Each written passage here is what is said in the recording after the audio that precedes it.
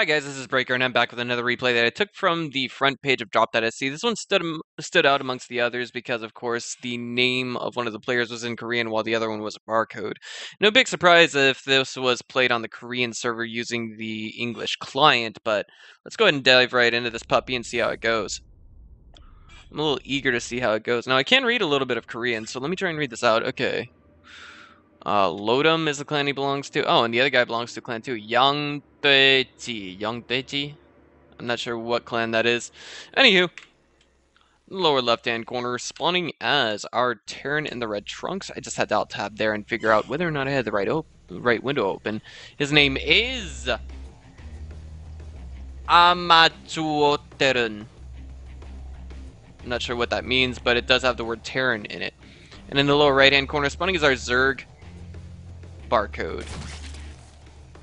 I'm just going to call him barcode from now on, and oopsie. Great, there we go. I hit the back button. Please forgive me, guys. Okay, so from now on, I'm just going to call it this guy Amaju, and we'll be good to go. I think that's relatively intelligible, given the fact that, you know, most of you guys, well, we already know what to call our Zerg player, barcode.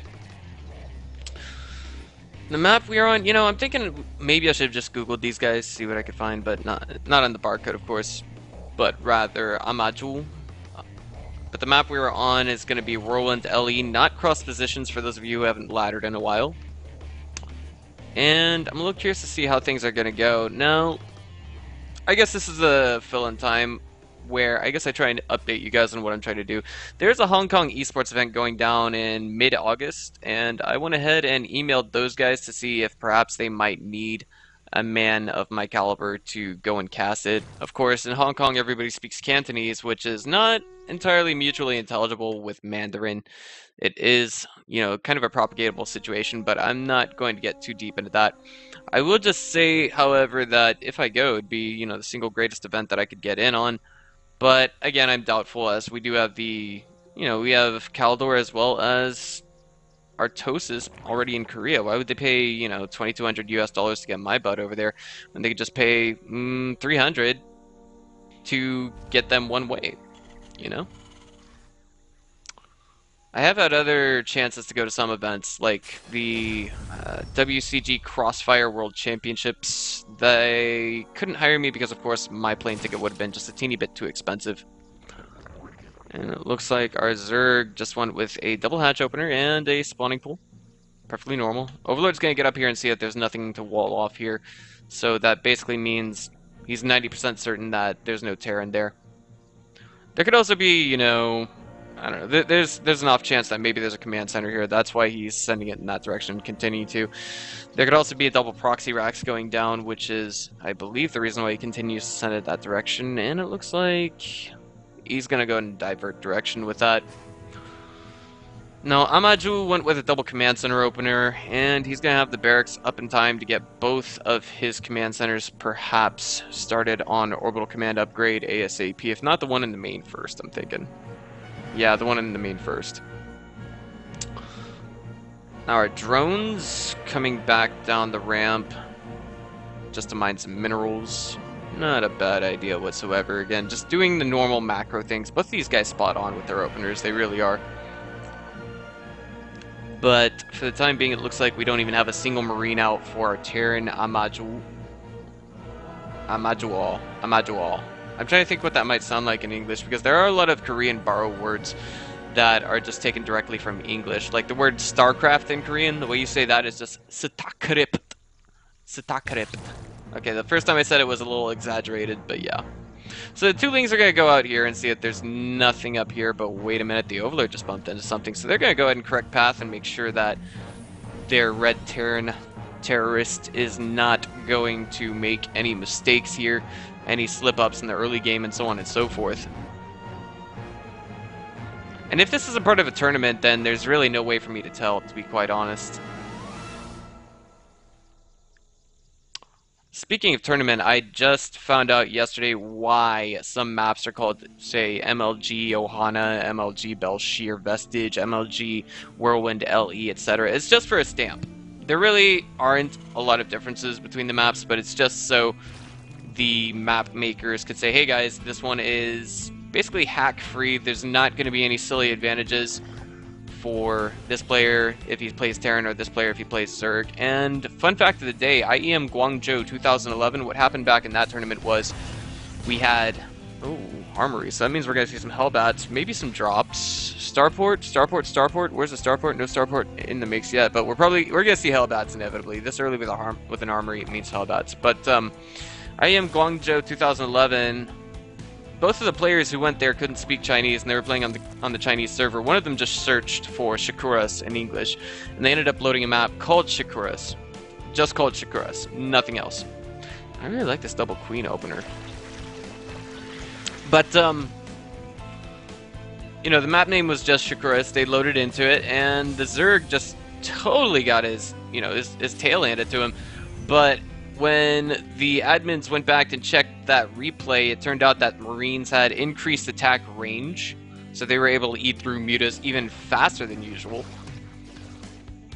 And I'm trying to think of what else it was. They had increased attack damage as well. I believe it was just a, like a handicapper's training map for, say, I don't know, maybe a hardcore Masters League Zerg that wanted to try and beat a Platinum Terran.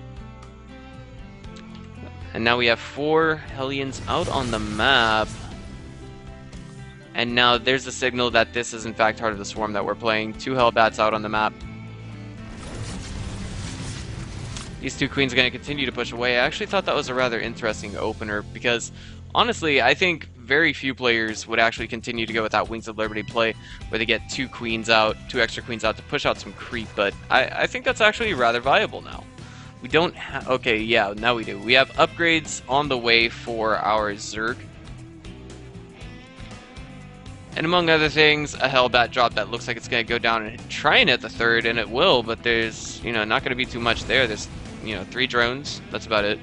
Not too much of a jackpot for the Hellions, excuse me, the Hellbats, but Hellions are going into the natural right now, and absolutely raking in the economic damage. The Lings trying their best to get us around. The Queens are going to come in and finish that off.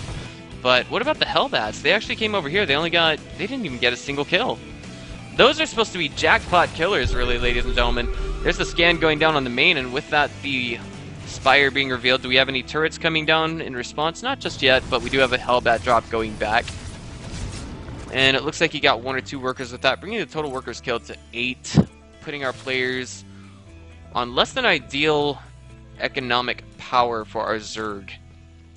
At this stage, and of course, we can also see that the main and the natural are oversaturated. Well, the natural's oversaturated for our Terran. And he's going to go ahead and throw down the orbital command at that 3rd, and then pull some workers off the natural. Epic micro as it may be, did not really achieve too much for those Hellbats. Just getting 1 more worker altogether. So now the Spire, yeah, Spire has been thrown down, but where are the missile turrets? No missile turrets, no anti-air, except for these Widow Mines and a handful of Marines. Alright, and I think our Terran is going to take it just a teeny bit ballsy, if I may say so for just a moment. The missile turret's going to go down over the 3rd, but what about... Ah, here we go. Just finishes up the main. Now Hellbats getting caught out in the open will be dealt with very well by those Lings. And this is kind of, I want to say, just a teeny bit reminiscent of... not Slayers, but Root Yu-Gi-Oh! And his +1/+1 macro build, if that makes sense. I'm going to say that altogether, he's taken very little damage while simultaneously trying to dish some out on his opponent. Those Lings hungry, darting around like, puppies chasing cars, but again, we got another Hellbat drop behind this. Mutas come in and deal with that. I think they got 1 or 2 kills. No, they did not. Now +1 attacks going down as well. And the Muta's looking out, trying to find an opening to kind of attack and do some damage to a module. Oh man, he's right there, he's right there. You can see almost everything there, but oh, there they go, swooping in, getting 1, 2 SCVs, but of course SCVs are thoroughly expendable because Terran does have the option of using mules to the best of their ability. 1 more does fall, and that brings it to about 6 workers killed altogether for our Zerg. Now the third, ooh, the fourth going down. Excellent timing by our Zerg. Keeping up with that economic momentum, he's like, okay, well, I saw that he didn't make any mistakes there, so the only way I can make up for this is by taking a fourth, but this is a bonus. Getting a fifth at the same time. Absolutely epic creep spread, to say the very least, from Barcode. It really is. Like, this, I don't know, I'm looking at this and I'm almost tempted to think, maybe this is DRG, perhaps. You know, just a part of me wants to say that. But now we got a single Hellbat and a Marine, or a bunch of Marines in this one medevac drop. It looks like it won't make contact with that, but it should be able to spot it. It'll be big when it does. Muta's coming in here, sweeping in for an attack at the main, trying to damage some infrastructure. And now a scan going down on top of all this creep. This gives Lotem vision of everything that's going on here, but now our Zerg is supply blocked. I think this could actually put him in a huge batch of trouble. He immediately morphs all of his lings that are out on the map into banelings. But he still has a significant amount of creep out on the map. He really does. Just look at this.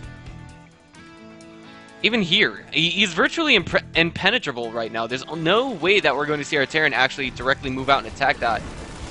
And we have another drop going down, yet another. It's one thing that I must say is very strong from Korean contenders. It is those Hellbat drops. Not just Hellbat drops, but just drops in general. Even Platinum level players on the Korean server know exactly how to drop and how often to drop their opponent. All these Marines, what are their upgrades at? 1-1. We have 2-2 on the way for our Terran. I think these Queens are going to be able to deal with these Marines no problem, but of course there's another wave of them down here. And that is just absolutely sick map control we see from, again, our Barcode Zerg. I can't say it enough. I haven't seen anything like this in a long time. So those Banelings, do they have the speed upgrade? They do. Centrifugal hooks. Burrow going down as well. Hive, Infestation Pit just now going down as well. Not trying to go in straight all into Hive Tech just yet. That seems to be the standard reflex for a player like me, but, you know. In the words of Kaldor, or not Kaldor, but Kalaris rather, if you take your fourth base and your Hive Tech at the same time, you're screwed as Zerg. That's only if your Terran opponent knows how to put on the aggression, however.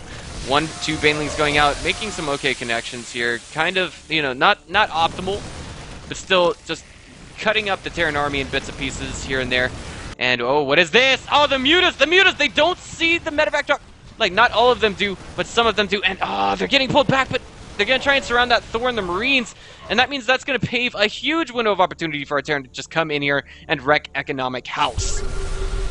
And a split push to the fourth. A bunch of spines finishing up. We do have a few Banelings and Zerglings here, but there's not enough to take care of it all. And now it looks like our Zerg is absolutely, you know, he's got to commit something. He's going to have to commit a few losses to Mutas to deal with this drop. And it's cleaned up quite well. And it looks like now the Zerg main army, all the Banelings are going to go straight for saving the fourth base. Absolutely miraculous work by Barcode. It really is.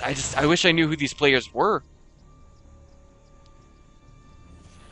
Marines coming out 9 at a time, now being supplemented by Marauders, and it looks like a good deal of drones are going down, perhaps back to the natural. Maybe I read that rally the wrong way. Oh, these Queens, they had a huge chance to get some Widow Mines. It looks like they won't, and they're going to progress their way into that mineral line. Spore Crawler going down in response.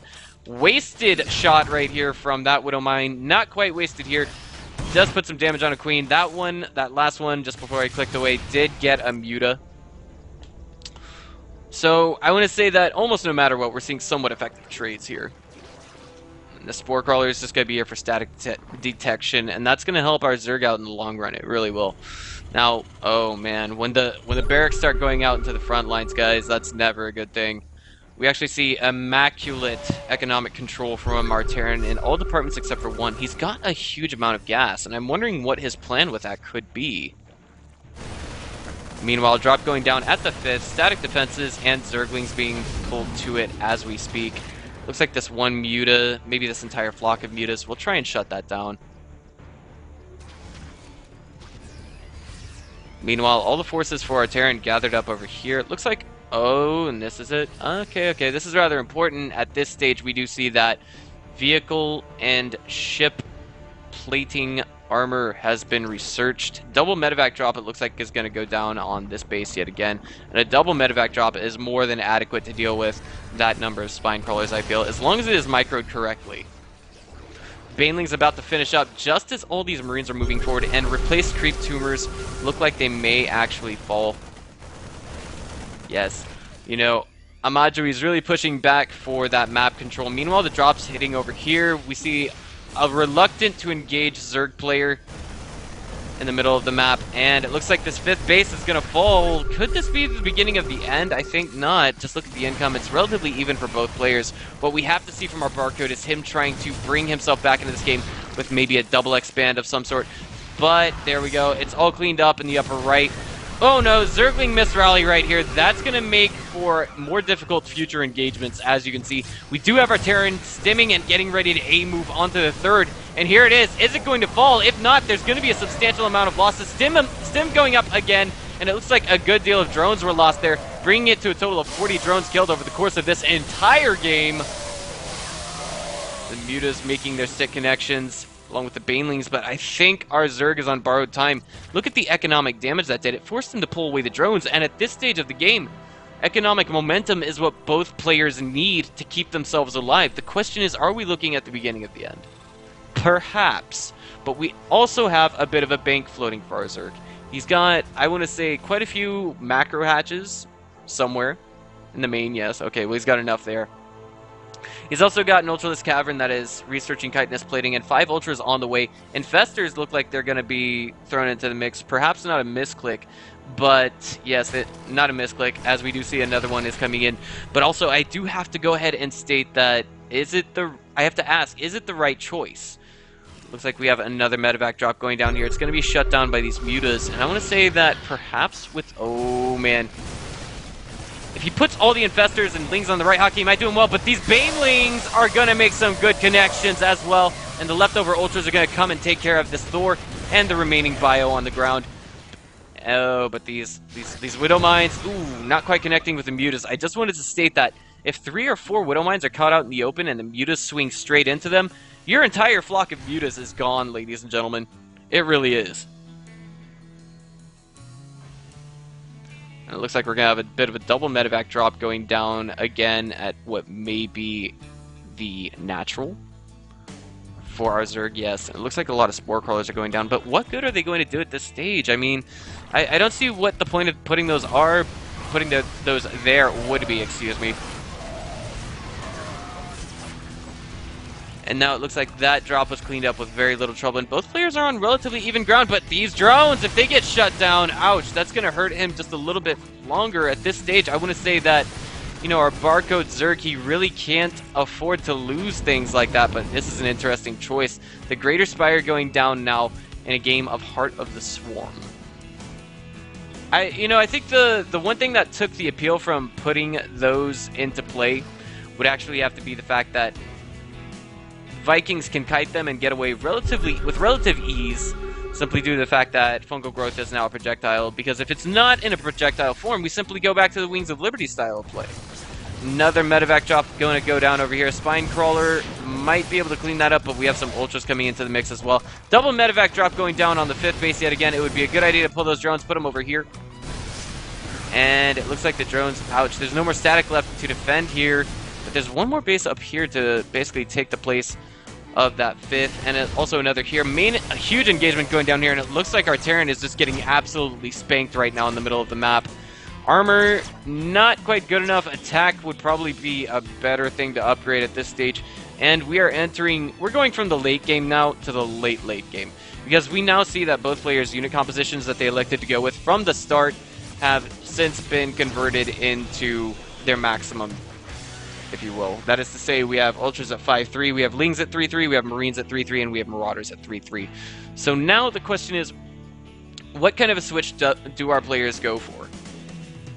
It's going to take a matter of time for our Terran to realize what stage he's at, but I'm sure he's going to be able to just, again, absolutely wreck some face with that. Meanwhile, it looks like, oh, this is interesting. Plus air weapons level 3 is on the way, as we do have the attack going down in the middle of the map, and it looks like, I think maybe the Ultras will barely be able to prevail here, and maybe not. It's going to take a bunch of infinikiting from these Marauders, but it looks like these Infestors get put on hold position, and that is some epic Korean micro right there, guys. Just absolutely sick. Absolutely sick. And another drop going down over here, easily dealt with by our Barcode Zerg. It looks like these Broodlords morphed over here to try and take down the mineral line. They're gonna start to chip away at our Terran. Slowly but surely, we see this going in favor of our Barcode from Yangbeiji clan. Oh, but this orbital command, it was floated all the way from the main. It's exposed. If we actually see, you know, a bunch of Ultras, a bunch of Lings even, move on to that, then this could actually spell game over for Lotem if he doesn't respond to it appropriately. We don't even have an empty bunker here to help defend against it in the SimCityable position, if you will. He's forced to move out on creep because he has to save all those scans for mules, and it looks like our Broodlords here are kind of idle, while we do have our Zerg trying desperately to hold his third position, his third base. Oh boy, fungal growth's going down everywhere, making beautiful connections, and Muta's come and clean this up just as the third falls, and it looks like, I don't know, it's kind of questionable who's going to prevail over this. We have lots of Ultras on the way, and our Zerg worked down in terms of economy. He's got a few more bases to work with. He just has to pull all those drones and put them in the right location. This is one of those games, guys. I never see a game this good in 10 days. Now it looks like we got a bunch of changelings here. Marauders catch them out of position, and if we see our Zerg continue, like, if he was to tack on a good deal of Broodlords, then this wouldn't work out too well for him. But there we go, the Congo line of drones going. Where's that scan going? Where's that scan going? Where is it? It's too late to catch it now, but it looks like our Terran's just trying to find a position to engage on. Just absolutely epic creep spread, nothing short of the term. More Lings on the way, and our Zerg is actually maxed out just a teeny bit faster than our Terran. Our Terran forced again to pull his opponent's main army out of position, but these Broodlords are going to be just a teeny bit too small to catch up with the main army. And it looks like we're going to have these Ultras trying to aim move onto this, but it's just not, it's not a favorable engagement point. The Banelings get caught out in the open, Marauders shooting them, slowing them down, Infestor caught out in the open, and it looks like we're going to have maybe our Terran prevail over this slowly but surely, but not quite so much. So I think this might be signaling something. Our Terran's actually going low in terms of econ right now. He's got to keep himself alive for as long as he can. Widowmine's everywhere, ready to attack at a moment's notice. And our Barcode, what is he going to do for this? Right now the worker count, it's 78 to 63, but they're catching a medevac out in the open, and that's a big loss at this stage in the game. Both players, you know, relatively even, but our Terran's slightly higher in the way of losses by about 3,000 resources. Let's go back and check that. Yes, 4,000 actually, and now we have a bunch of Lings trying to conduct a run by, accompanied by Ultras, and I think this is probably the nail in the coffin right here, guys. Look at the income. Our Terran at half of that of his Zerg opponent. There's almost no coming back from this at this late in the game. Overseer's being caught out, and now our Terran is trying to A-move on his Zerg opponent's, what, 8th base? Anywho, last engagement coming down. It looks like the Infestor didn't get caught out in the open there. Fungal growth going down everywhere. And my god, this is just, it's been a great run so far, and now, oh no. The SCVs were forced to distance mine over here, trying to get that income back up, doing the best that they can. This game got stretched out, and now the Great SCV Massacre has been incurred. Our Zerg player up by about 36 workers, and he's just going to continue to move into this like it's nothing to him. And there it is, the WW, also known as GG. If you guys hit, let me see, let me show you why he did that. For those of you who didn't actually know before why he did that. Okay, so I'm hitting Alt right now, that's WW. And I'm going to hit Alt again, WW, that's Korean. That's GG. So basically, he just didn't have the Korean fonts up and ready to go when he was typing out WW, and that's what presented it to his opponent in English. Alright guys, so this has been Breaker. If you guys liked what you saw today, just go ahead and click on the subscribe button. I will see you guys next time. Okay, well, it looks like XSplit kind of bugged out there for a minute. I'll see you guys next time, guys.